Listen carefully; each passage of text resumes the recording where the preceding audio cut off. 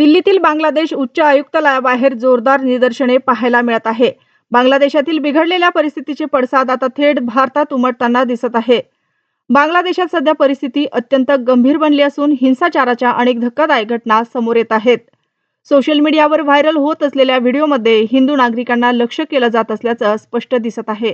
इतकंच नाही तर बांगलादेशातील भारतीय दूतावासाच्या कार्यालयावर थेट दगडफेक करण्यात आली असून त्यामुळे तणाव आणखी वाढला आहे। या पार्श्वभूमीवर आज दिल्लीत बांगलादेशाच्या उच्च आयुक्तालयाबाहेर हिंदू संघटनांनी जोरदार निदर्शने केले। आंदोलकांनी आक्रमक भूमिका घेत घोषणाबाजी केली।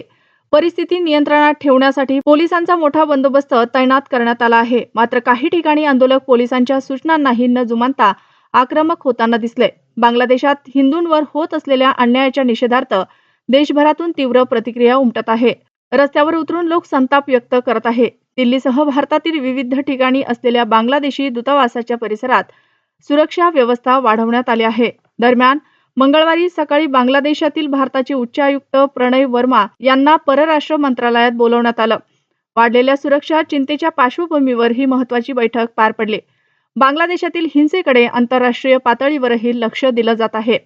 अमेरिकेने परिस्थितीवर बारीक नजर ठेवली असून बांगलादेशमध्ये कोणत्याही परिस्थितीत फेब्रुवारीत निवडणुका होणार असल्याचं स्पष्ट करण्यात आलं आहे। एकीकडे शेजारी देशामध्ये अस्थिरता वाढत असताना दुसरीकडे भारत आणि बांगलादेश यांचे संबंधही तणावपूर्ण होताना दिसत आहे। येत्या काळात या परिस्थितीवर भारत आणि आंतरराष्ट्रीय समुदाय काय भूमिका घेतो याकडे सर्वांचं लक्ष लागलं आहे।